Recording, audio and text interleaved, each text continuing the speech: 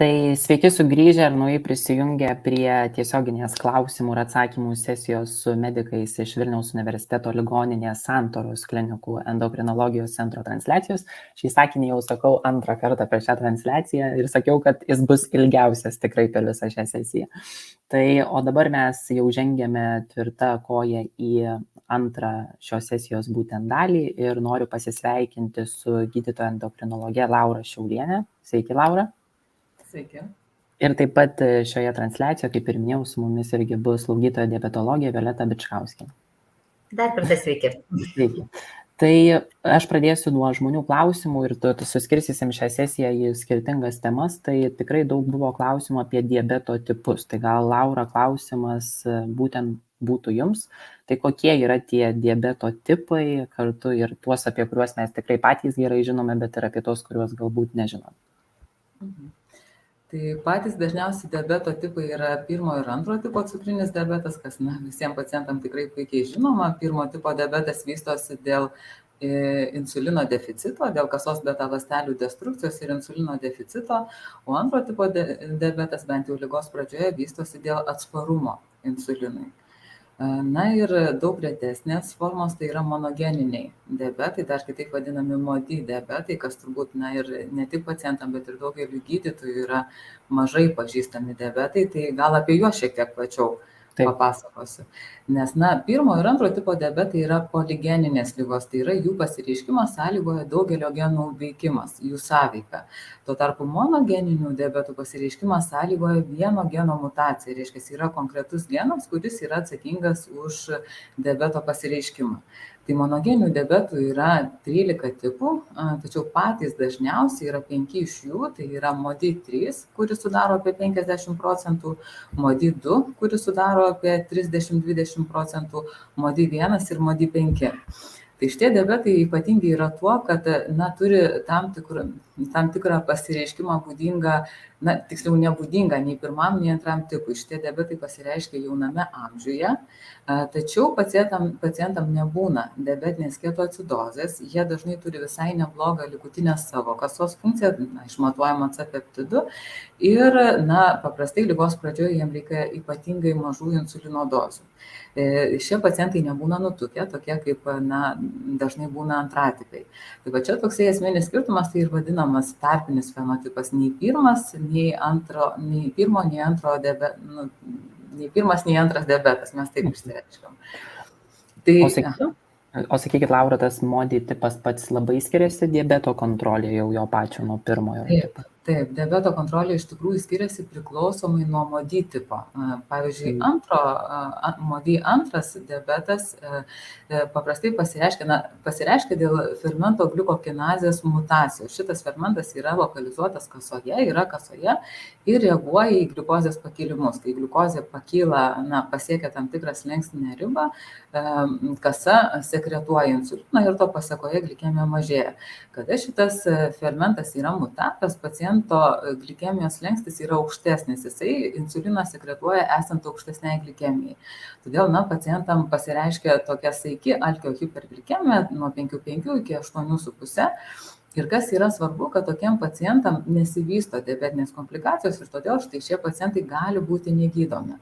MODY 3 ir MODY 1 pasireiškia dėl kito fermento, kuris yra atsakingas už insulino sekreciją po valgio mutacijos, ir to pasekoje pacientam pasireiškia hiperglikemija po valgio. Ir kas ypatingai yra svarbu, kad šie pacientai gali būti gydomi tabletėmis, nors pasireiškimas yra jauname amžiuje, liekniem pacientam, kas atrodytų reikalautų insulino, nustačius šį monogeninį diabetą galima tikrai sėkmingai gydyti pacientus su fenilkarbamido grupės vaistais, gliklazidu.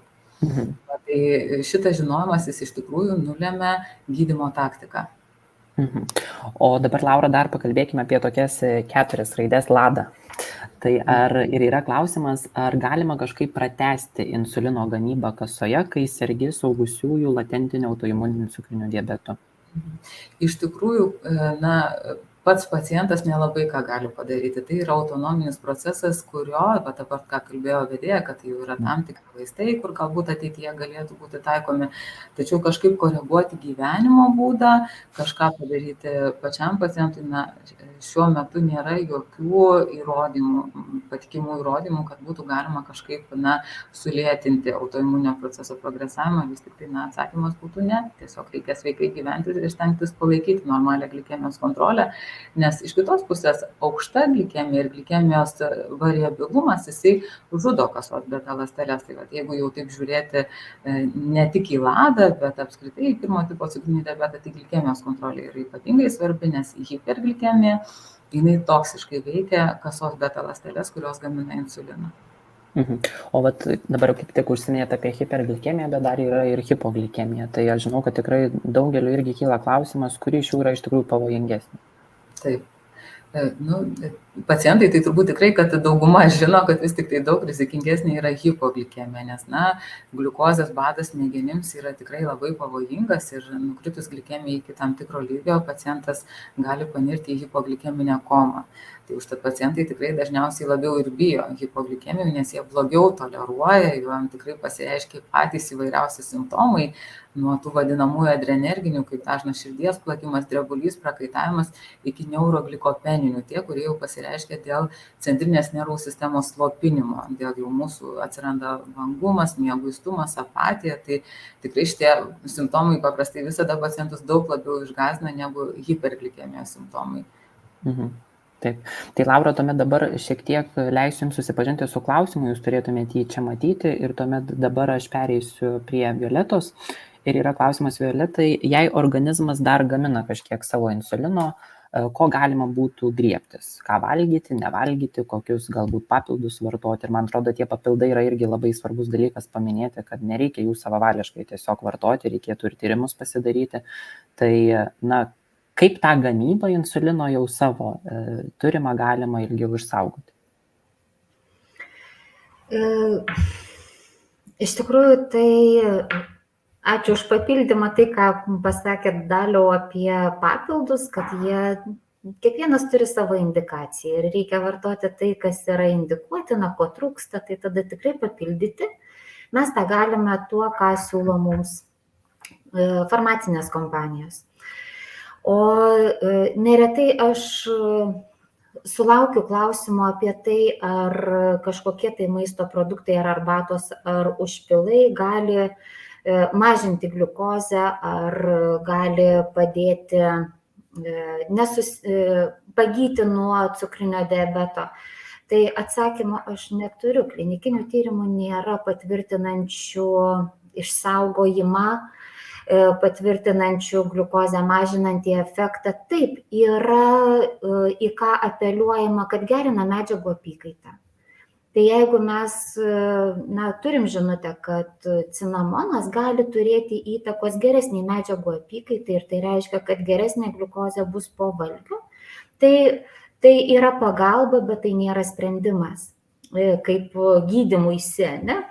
Tai čia galbūt šitą tokį akcentą, ten jeigu kalbėt apie mėlynių, ką dažnai sako, mėlynių lapų užpilus, apie topinambus, tai yra produktai, tai yra priemonės, kurias mes galime vartoti, bet jos neturi gydomosios vertės.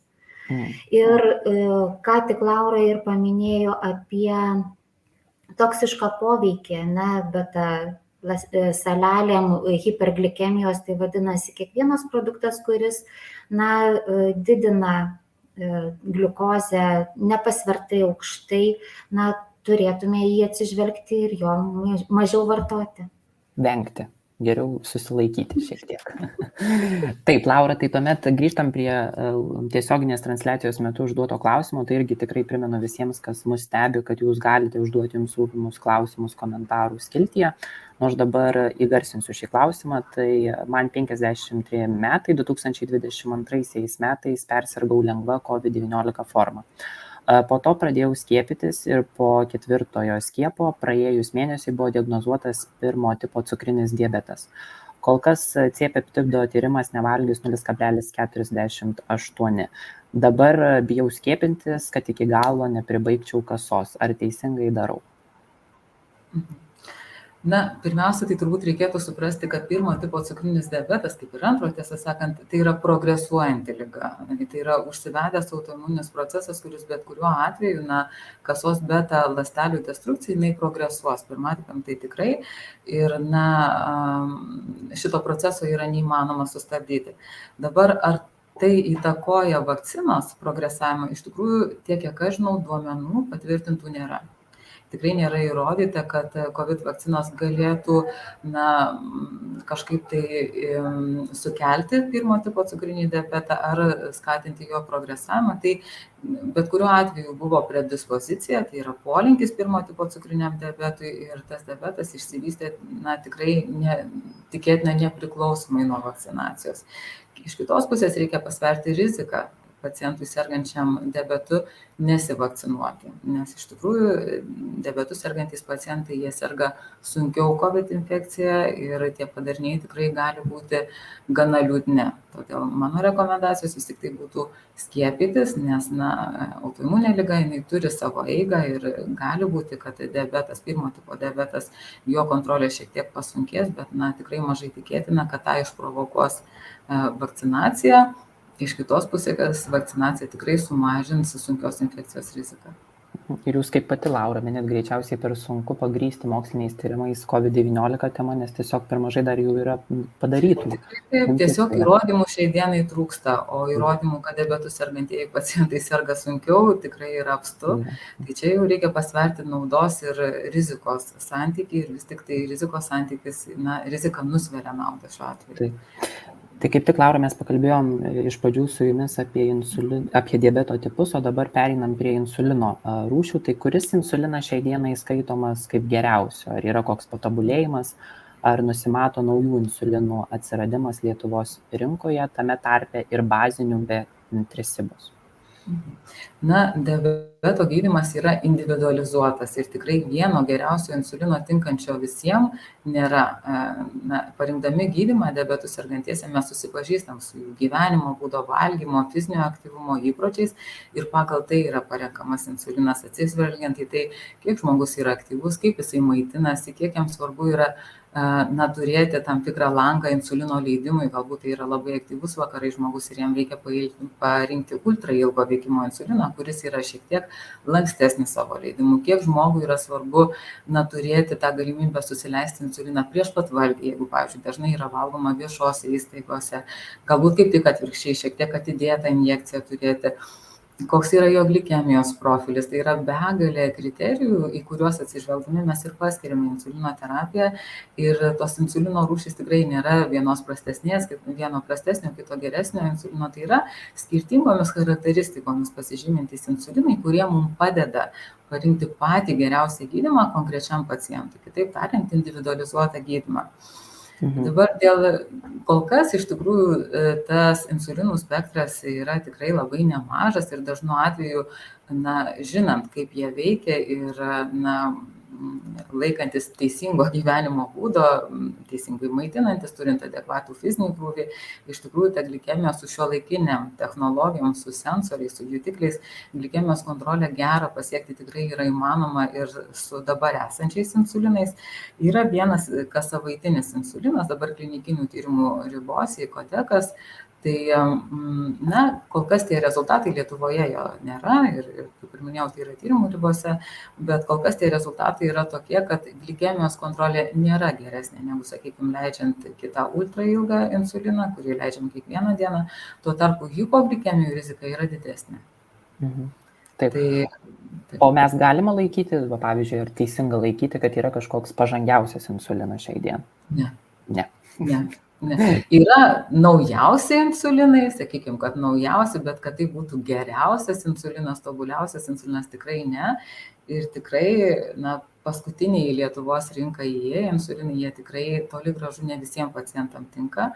Kai kuriem pacientam tikrai puikiai tinka jau gana ilgą laiką taikomi insulinai. Tai taip, kad čia tikrai pirmiausia reikėtų tarti su gydytoju, klausti, prašyti, ko galbūt vienas insulinas, galbūt vienokio ar kitokio gyvenimo būdo aspektų nelabai tinka, tai gydytojas tikrai parekomenduos ir parinks tą insuliną, kuris padėtų gydymą pritaikyti prie gyvenimo būdo, o ne gyvenimo būdą prie gydymo. Taip. Labai teisingas pabrėžimas. Laura, kaip tik yra klausimas, matau tiesioginės transliacijos metu, po 30 metų sirgimo, ar įmanoma dar nustatyti, ar tipas yra MODY? Įmanoma. Būtų įmanoma tikrai, tai čia reikėtų vis tiek su gydytoju endokrinologu pasitarti ir pagal anamnestinius duomenis, jeigu tai tikrai yra labai panašu į MODY diabetą.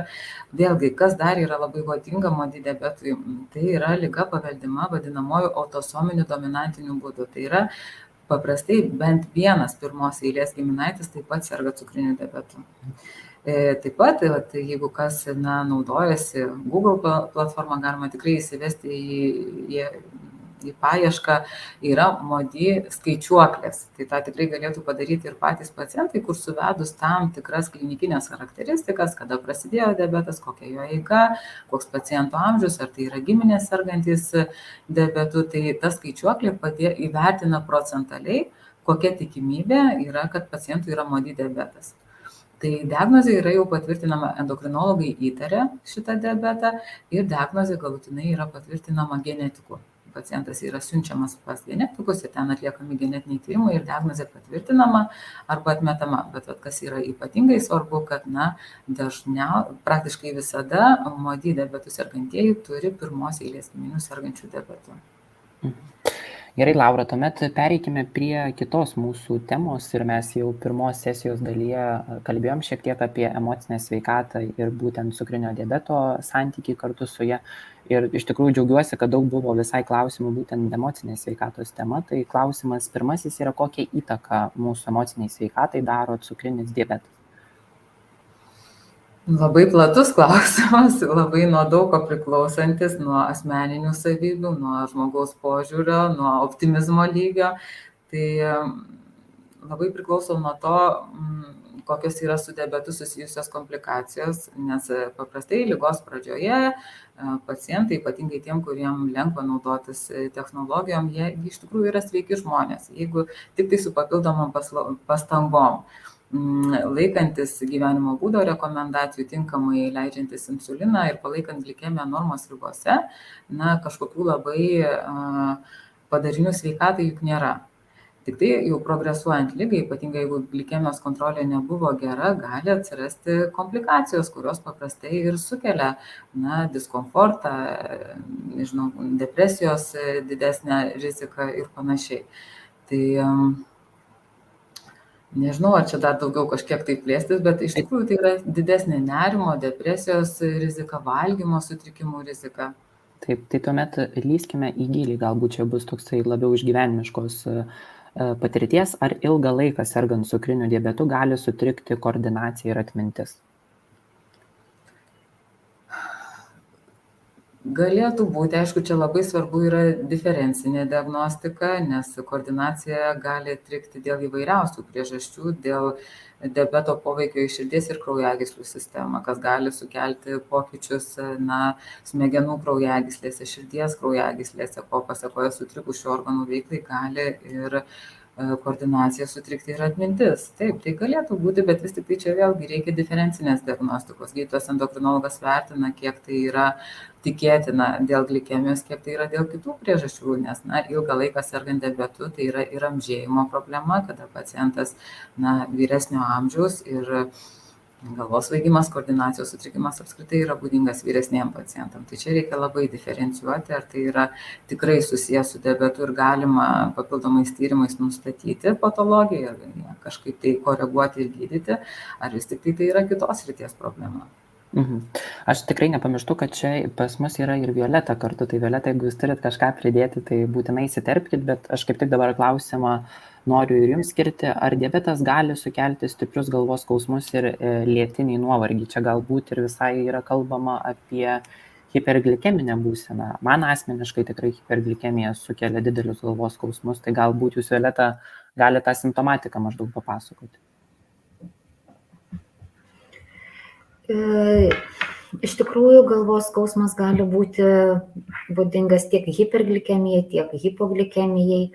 Užsitęsusi ilgalaikė hiperglikemija, jinai natūralu, kad sukelia gana didelį nuovargį ir tai susijęs su viso kūno, viso savo fizinio buvimo tokiu diskomfortu. Tai jeigu kalbėt, kaip padėti šioje situacijoje, tai žinoma, kad kontrolė, vandens kiekis pakankamas, nes skysčio trūkumas irgi jisai gali turėti įtakos galvos skausmam. Dabar galvoju,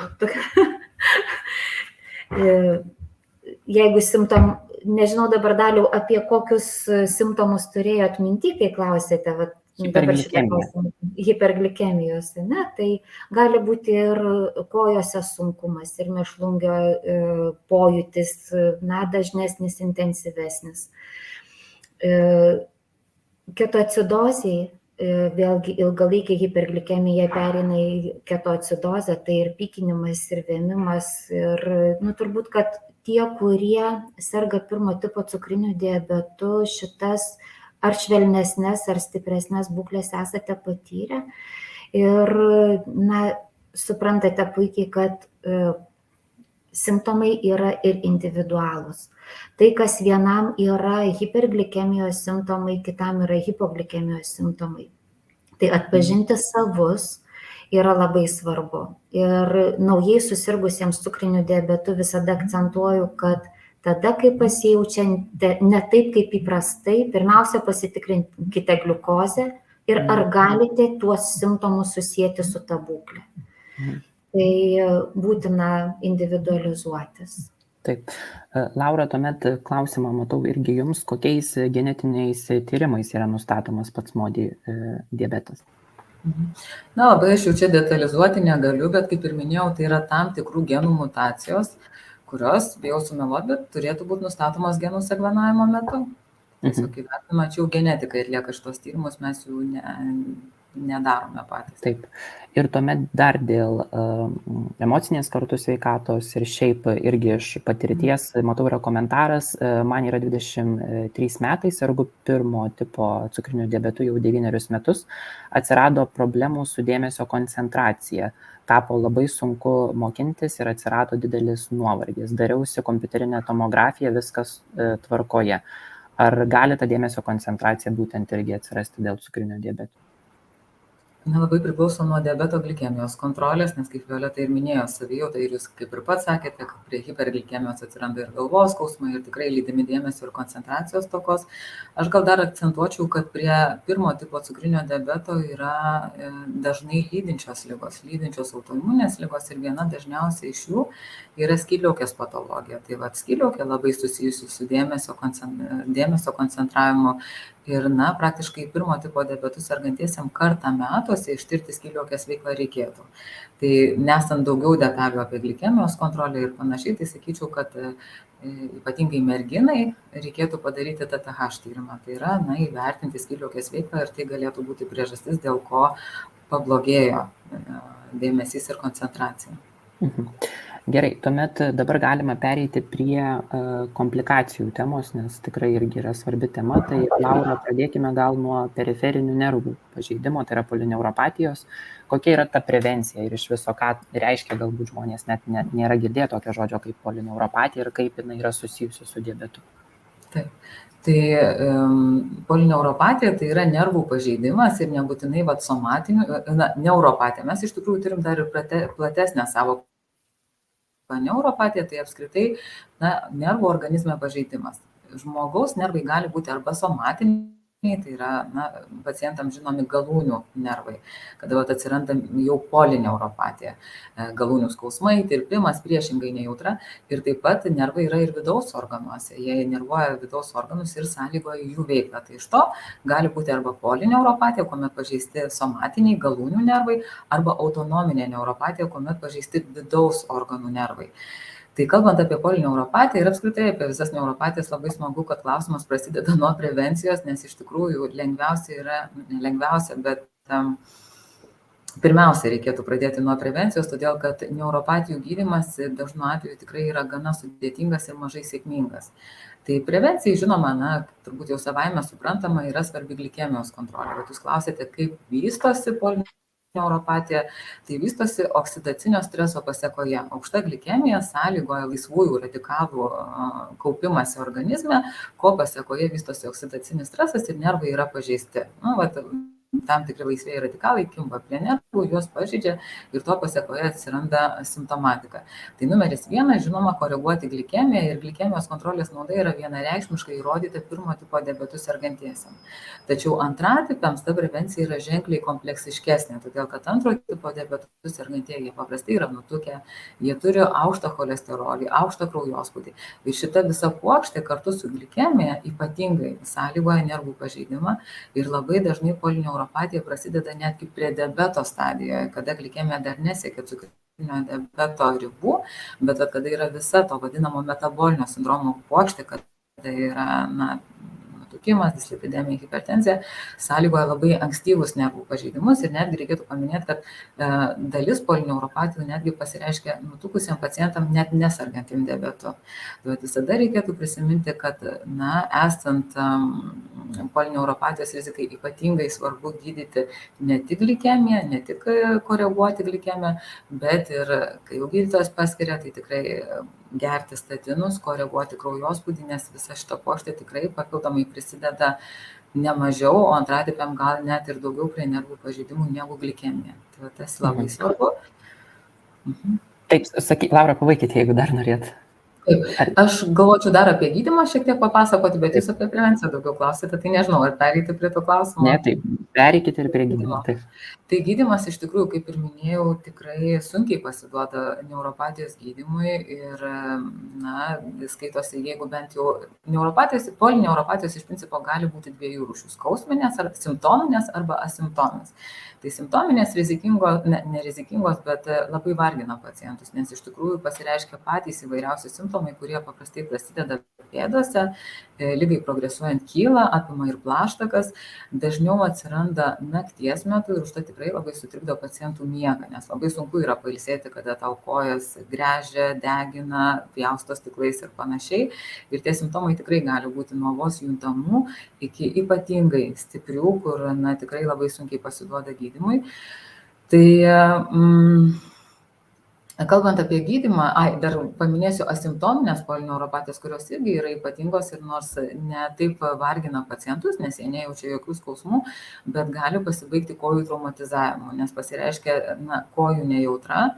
Ir tikrai esam turėję pacientų, kurie jau galiausiai atvažiuoja su opa koja, nes pravaikščioja su šlepete, su vinuku ir tiesiog nejaučia kojų traumavimo. Tai dar kalbant apie prevenciją, tikrai svarbu apsižiūrėti reguliariai kojas, jeigu dėl didesnio svorio nepavyksta naudojant specialų veidrodėlį ar paprašyti artimųjų, kad iš tikrųjų nebūtų kažkokių tai nepastebėtų traumų, kurios gali pasibaigti infekciją ir galiausiai netgi amputaciją. Tai dabar, kas liečia gydymą, tai gydymas yra 2 rūšių. Tai yra patogenetinis, kada mes stengiamės pašalinti tuos laisvuosius radikalus, juos surišti. Tai Lietuvoje yra alfa-lipoinė rūgštis, antioksidantas, kuris ir mažina tą hiperglikemijos sukeltą oksidacinį stresą, ir B grupės vitaminai. Tai pas mus centre yra galimybė atvykti į dienos stacionarą, kiekvieną dieną atvažiuoti, susilašinti alfa-lipoinę rūgštį ir taip pasidaryti apie 10-5 dienų kursą. Tai šitas gydymas yra geras tuo, kad jisai neturi pašalinių reiškinių, tikrai labai reti pašaliniai reiškiniai ir veikia į pačią priežastį, tai yra mažina nervo pažeidimą. Kita gydymo rūšis jau yra simptominis gydymas, kada mes niekaip neįtakojam jau nervų būklės, jie toliau turi tą savo neuropatijos eigą, tačiau mes nuimam simptomus tam, kad pacientas galėtų pailsėti, bent jau naktį išmiegotų, kad dieną būtų darbingesnis. Bet šitas gydymas, aišku, turi daugiau pašalinių reiškinių, tokių kaip būtent irgi dėmesio, koncentracijos sutrikimas, dezorientacija. Pacientai dažnai, ypatingai rytais, jaučiasi šiek tiek prislopinti, tai daugiau pašalinių reiškinių ir gydymas tik tai simptominis. O kad, Laura, mes nenueitumėm iki tos gydymo stadijos, ar reikėtų pasidaryti kažkokius tyrimus ar pasilankyti dažniau pas neurologą, būtent kalbant apie šios komplikacijos rizikas? Ar yra kažkokių tyrimų, kuriuos turėtų žinoti diabetu sergantys žmonės? Yra tyrimų, yra diabetinės pėdos tyrimas, turbūt pacientai ir yra susipažinę, tikrai dalis gydytojų, endokrinologai tikrai gana dažnai atlieka. Tai yra tiesiog jutimų tyrimas. Aišku, galima nustatyti ir simptomiškai, apklausiant pacientą, kokius simptomus jisai jaučia. Ir diabetinės polineuropatijos simptomai yra būdingi, tą, ką ir minėjau, kad tai yra kojų tirpimas, deginimas, įvairiausi jutimai distaliniuose pėdų galuose, besiformuojantis kojinių pirštinių tas fenomenas, kada plaštakas ir pėdas pirmiausia pažeidžia. Tai aišku, galima diagnozuoti apklausos metu. Dabar tyrimas, diabetinės pėdos tyrimas, jis dėja parodo gana vėlyvus pokyčius. Nežinau, ar pacientam pažįstamas yra kamertonas, monofilamentas, tokia vadinamoji tikterm lazdelė, kada mes naudodami tam tikrus prietaisus vertiname, ar jutimas kojose sutrikęs, ar vis tik tai yra normalus. Ir jeigu jau jutimas kojose sutrikęs, tai tikrai tikėtina, kad tai yra polineuropatija ir netgi vėlyva jos forma, nes nervų pažeidimas tikrai prasideda gerokai anksčiau, negu kad pacientas pradeda nebejausti kojose, nes pats tyrimo principas yra tam tikrų instrumentų tirti, ar kaip pacientas jaučia vibraciją, ar kaip jisai jaučia skirtumą tarp šalto ir šilto instrumento galiuko, ar jisai jaučia prisilietimą, dūrį ir panašiai. Tai dėja šitie tyrimai parodo vėlyvus pokyčius. Mūsų centre yra atliekamas tyrimas, kuris parodo ženkliai ankstyvesnius pokyčius, kada pacientas dar gali visiškai nieko nejausti, tai yra neurometrija, kada siunčiami tam tikri elektriniai signalai ir pacientas duoda atsaką, kada jisai nejaučia tų signalų ir kada jau pradeda jausti. Pagal tas slenkstinės reikšmes mes nustatome, ar pacientui yra diabetinė polineuropatija ar ne. Tai šito tyrimo privalumas yra tas, kad tikrai nustato gana ankstyvus pokyčius.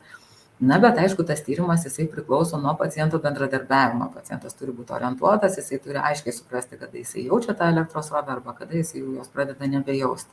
Taip. Tai tam tikrų metodų yra, tik tai aišku, jie dėja ne visur yra prieinami. Mūsų centre mes tą metodą turime, o antro lygio endokrinologijoje ir poliklinikos gydytojai paprastai naudoja tą paprastą fizinį ištyrimą tam tikrais instrumentais, kur jau pasižiūri, kaip pacientas jaučia. Taip, Laura. Gerai, judėkime tuomet prie kito klausimo. Matau, jis irgi yra susijęs su komplikacijomis ir man atrodo, tikrai man pačiam tenka bendrauti daug su diabetu sergančių bendruomenių nariais ir tikrai tie, kurie turi komplikacijų, jie gana vėliau jau bijo net pradėti valgyti tam tikrą maistą, nes nebežino iš tikrųjų, ką daryti, kad tų komplikacijų dar daugiau neatsirastų.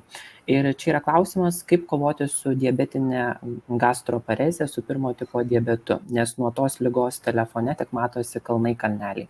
Atrodo, kad ir taip daug ko nevalgau, tai jau nebežinau, ką tiesiog daryti.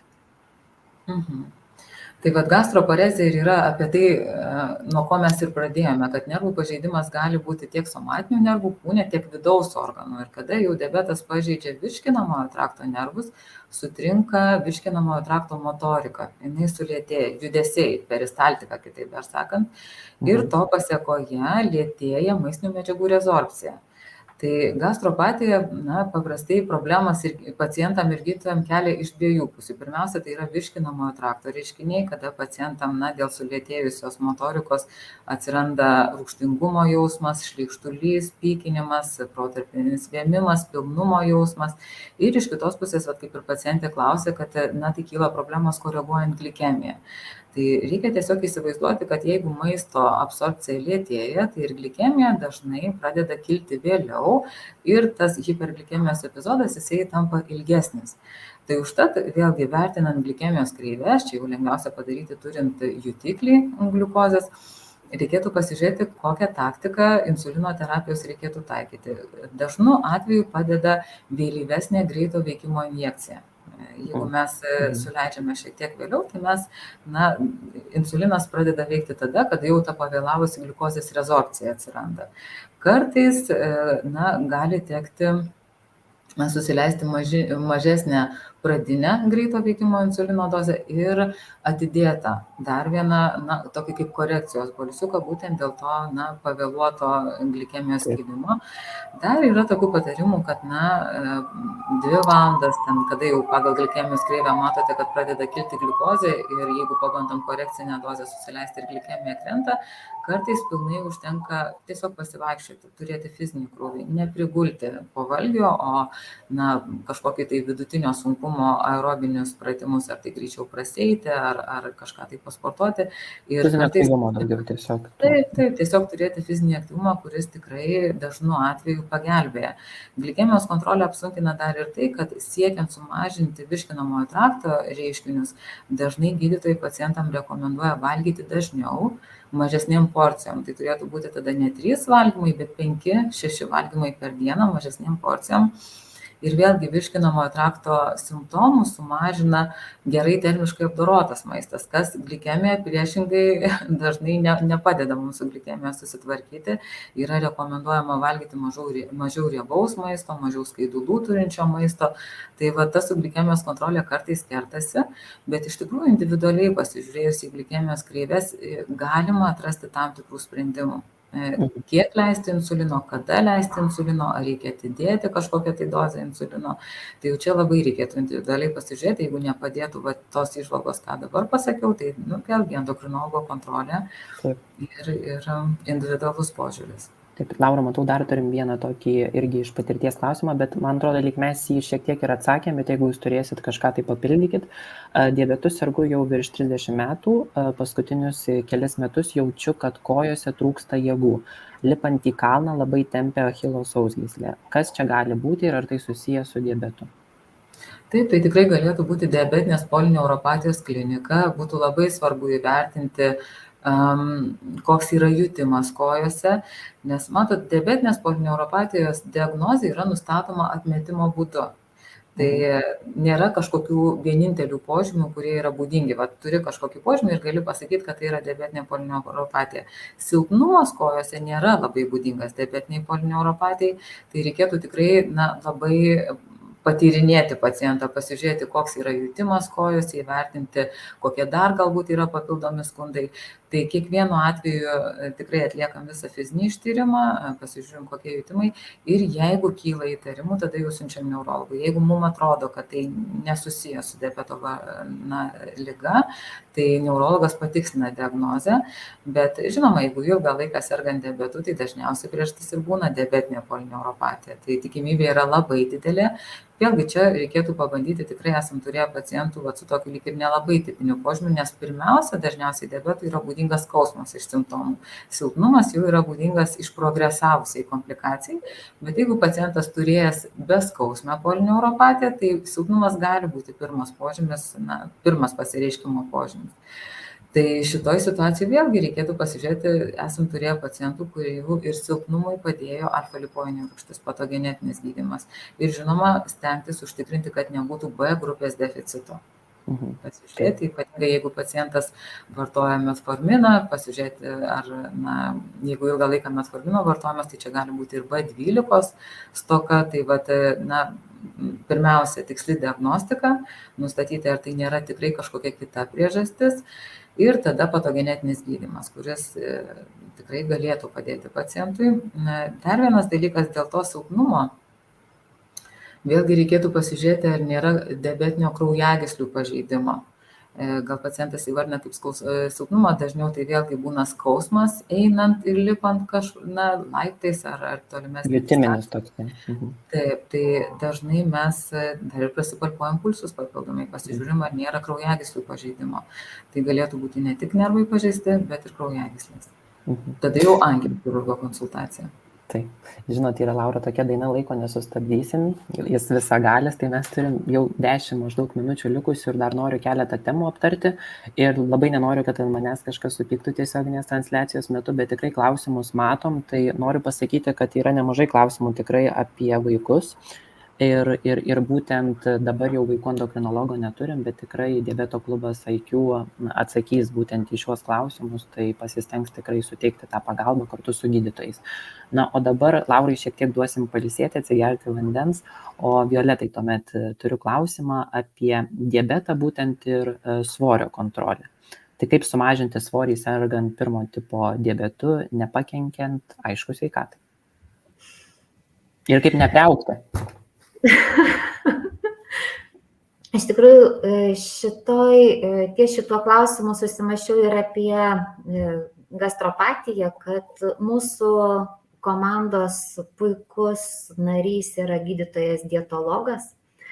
Ir gydytojas dietologas ir šitoj situacijoje yra apie svorio kontrolę, kaip sumažinti svorį, yra tikrai vienas iš pagrindinių veikėjų. Ir pirmo tipo diabetas, jis nebūtinai bus susijęs su mažo kūno masės indekso žmogučiu. Ir didesnės valgymo įpročiai, jie niekur nedingsta, kaupiasi mumyse. Ir su amžiumi tas svoris, jisai ar sergant ar nesergant cukriniu diabetu, gali didėti. Ir kontroliuotis, orientuojantis į sveikatai palankios mitybos taisyklės, tai turbūt, kad yra pagrindinis atskaitos taškas. Visada sakau, kad taisytinų variantų mes turime 9 galybės. Visus momentus iš karto suimti vieną yra neteisinga, mes pervargsime ir visada pradėti vertėtų nuo vieno taško, nuo vienos, galbūt kritinės klaidos, kurią įsivardinam kaip reikšmingiausia, galbūt vėlyva vakarienė, kuris skatina nevalgyti pusryčių. O galbūt laikas pats tinkamiausias. Tai susirandam tą momentą, kuris man yra kritinis ir kur dažniausiai paslystu, ir kai šitą klaidą pataisau, joje jaučiuosi jau stabilus, tai neturi būti trumpalaikis pokytis. Tai nėra dieta, tai yra gyvenimo įpročių formavimasis. Ir kai šičia tampu stabilus, tada imu antrą taisyklę. Antrą kažkokį tai taisytiną momentą ir kad tame konsultuotis su gydytoju dietologu visada patarsiu. Susirasti tą artimą sielą. Žmogų, kuris supranta mane, mano įpročius, mano galimybės, mano socialinį požiūrį, religinį požiūrį ir žmogus, kuriuo aš pasitikiu, tai reiškia, kad ateidamas į rutininę, galbūt kas 3 mėnesius numatytą konsultaciją, aš sąžiningai atlikęs savo darbą, prisipažindamas savo neatliktuose darbuose arba pasleidimuose, nesijaučiu kaltas su tuo žmogumi bendraudamas, tai tada tas bendras darbas, manau, kad duos rezultatą. Nes vieno specifiškesnio prie pirmo tipo diabeto aš turbūt, kad neturėčiau išskirimo. Taip, ir kaip tik mes šiandieną nekartą kalbėjom apie tą bendrystę ir pasitikėjimą tarp gydytojo, diabetologo, ir tai yra ta komanda, kuri eina šiuo keliu. Tai svarbu to nepamiršti. Ir Violeta, manau, kad jūs irgi galėsite atsakyti tikrai šį klausimą. Ar gali būti atvejų, kuomet insulinas Novorepidas suveikia 3-4 valandomis po suleidimo, nors veikimo pikas turėtų būti daug anksčiau? Verta vėlgi šitoj vietoj prisiminti tai, ką sakė ir Laura apie gastroparezę. Bet man pirmoji mintis išvydus šį klausimą kilo insulino leidimo technika. Tai verta patikrinti save, galbūt kito akyse, ar teisinga vieta pasirenkama, galbūt trūksta rotacijos. Gal visada esu įpratęs leistis tose pačiose vietose, ne vieta, nes ką dažnai pacientai įvardina, kad į tą pačią vietą aš niekada nepataikau. Kalbam apie zoną. Tai pakeitus zoną, keičiant adatą, šitą tikrai reikėtų atsekti, ar nebus problema tame. Kita vertus, daug metų leidžiantis insulinus, gali būti pastebima ilgesnė veikimo trukmė pačio insulino. Bet veikia ne 4-5 valandas, bet tikrai ne vienas įvardina, kad man insulinas veikia ir 6, ir kai kuriais atvejais netgi ir 7 ar daugiau valandų. Ir tai siejama su neklinikinių tyrimų kontekste. Šitą iš karto turiu pabrėžti, bet daugiau empiriškai siejama su ilgesniu stažu ir daugiau metų naudojamu insulinu. Bet apie piką aš pirmiausia apie techniką galvočiau. Ir tai labai paprastas dalykas pabandyti, ar tai veikia. Tiesiog pakeisti vietą ir pasižiūrėti, ar pasikeičia situacija. Taip, ir dar galbūt tokį momentą pagalvojau, kad norint įsivertinti insulino leidimo piką, ar suveikia po 3 ar 4 valandų, tą tikslinga daryti ne maisto fone, o kaip korekcijoje. Jeigu teisingai suformulavau tą. Taip.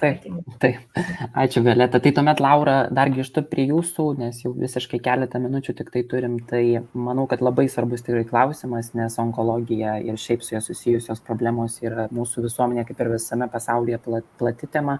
Tai ar diabetas gali išprovokuoti onkologinės ligas? Išprovokuoti gal nebūtų teisingas žodis, kad tai yra susijusios ligos, kurių dažnis, kaip ir sakote, visam pasaulyje auga, tiek diabeto, tiek onkologijos tikrai taip. Ir daugiausia tyrimų yra atlikta antro tipo diabeto sergantiesiems. Ir iš tikrųjų epidemiologiniuose tyrimuose yra nustatyta, kad diabetu sergantieji serga dažniau tam tikros srities onkologinėmis ligomis, tokių kaip kasos, endometriumo, kepenų vėžių, tai rizika yra didesnė 2 kartus. Tam tikri vėžiai, tokie kaip plaučių vėžys, rizika nėra įrodyta diabetu sergantiesiam. Tiksliau, plaučių vėžiui yra įrodyta, kad rizikos nėra, o tokiom ligom kaip limfomos, kaip inkstų vėžys dar nėra vienareikšmių tyrimų rezultatų. Vieni tyrimai randa, kad rizika diabetu sergantiesiam yra padidėjus, kiti lyg ir ne. Tai čia vis tik tai pagrindiniai tyrimai yra su antro tipo diabetu sergantiesiems, o tuo tarpu pirmatipiam duomenų trūksta. Dar kas yra labai svarbu, kad yra tyrimų, kurie įrodo, kad ir mirštamumo rizika yra didesnė onkologiniam pacientams sergantiems cukriniu diabetu. Tai atsakymas, kad diabetas greičiausiai neišprovokuoja vėžio, bet šitos 2 ligos iš tikrųjų yra susiję ir didesnė onkologijos rizika antro tipo diabetu sergantiesiems. Tam tikrų lokalizacijų yra įrodyta, bet gera žinia ta, kad prostatos vėžio rizika diabetu sergantiesiems vyram yra mažesnė. Yra kažkoks ir paradoksalus ir gana stiprus klinikiniai tyrimai, kurie parodo ir kitokius rezultatus, bet iš principo didžiosios dalies onkologinių susirgimų rizika sergantiesiems antro tipo diabetu padidėja. Ir tuomet, Laura, turime paskutinį klausimą šios sesijos. Ar įrodytas chromo poveikis mažinant saldumynų poreikį? Šitą gal man reikėtų detaliau pasižiūrėti, kiek aš jau prieš kažkiek tai laiko buvau žiūrėjusi, nes iš tikrųjų pacientai dažnai klausia, tai diabetu sergantiesiam aktuali tema. Tai buvo keletas nestiprių studijų su maža imtimi, kur tikrai iki 100 pacientų buvo tirta ir tas teigiamas chromo poveikis per smegenų centrus buvo įrodytas. Tai, preliminarių įrodymų yra, bet vis tik tai, reikėtų stipresnių tyrimų tam, kad būtų galutinai patvirtinta, bet manyčiau pabandyti, pasižiūrėti, bet kuriuo atveju individualus poveikis gali būti ir netaip jau sudėtinga ir pasižiūrėti, pradėjus vartoti, įsitikinti, ar galbūt, atskiram pacientui tas poveikis yra netgi didesnis negu tyrimų rezultatuose. Tiesa. Ir Laura, tuomet negalėsiu jūsų paleisti irgi be klausimo, kurį jau uždaviau pirmos sesijos metu, tai su palinkėjimais mes čia išleidėme žmonės, tai koks iš jūsų pusės būtų palinkėjimas mūsų bendruomenė? Aš tikrai linkėčiau optimizmo ir vilties, nes tikrai ir tarpusavę dažnai pasišnekam, kad žmonės, kurie turi tikėjimą, kurie visuomet tikisi geriausio, nors pasitikrina dėl blogiausio ir su gydytoju pasitarė dėl blogiausio, tačiau tie pacientai, kurie jaučia mažiau įtampos, kurie daugiau mėgaujasi gyvenimu, netaip sureikšmina ligą, tikrai ją gydo ir valdo, bet taip nesijaudina dėl nesėkmių. jie tikrai turi geresnius rezultatus negu įsitempę pacientai, kurie tikrai labai pergyvena dėl nesėkmių. Tai sakyčiau, kad optimizmo, lengvumo, pasitikėjimo specialistais, nebijoti kreiptis į specialistus, kreiptis pagalbos, nes kartais tikrai atrodo, lyg ir pacientai viską žino, bet susėdę kartu tikrai mes randam tam tikrų būdų pagelbėti ir suteikti papildomą pagalbą. Ir geresnių sprendimų. Taip. Tai ačiū, Laura, tuomet labai Jums už Jūsų patirtį ir pasidalintas įžvalgas. Ir dabar norėsiu 5 minutės padaryti pertraukėlę, bet noriu padėkoti dar kartą gydytojai endokrinologijai Laurai Šiaulieniai ir taip pat padėkoti slaugytojai diabetologijai Violetai Bičkauskienei. O aš jau dabar darysiu pertraukėlę ilgesnę ir paliksiu eterį ir šios sesijos tolimą moderavimą Astai. Tai, o aš visiems, kurie dar mus stebi ir stebės po to, tai kaip pats diabetikas noriu palinkėti ir jums visiems tikrai nepasiduoti. Mes šiandieną daug kartų girdėjom, kad viltis visą laiką yra ir taip, mes gyvenime šios diagnozės nepasirinkome, bet negalime ją nežiūrėti tiesiog plačiomis akimis, turime vis tiek ją prisijaukinti ir aš kaip jau nekartą suminės, mes būtinai turime būti priekyje jos. Tai šito reikia nepamiršti. Jinai gali būti už mūsų, bet mes turime būtinai būti priekyje. Tai ačiū Jums labai, kad klausėte iki šios akimirkos ir tikiuosi, kad sužinojot naudingos informacijos. Tai linkiu Jums gražios dienos, suvalgykite tortą, nepamirškite susileisti vienetukų ir už 5 minučių susitiksite su Asta likusiose 2 sesijos dalyse.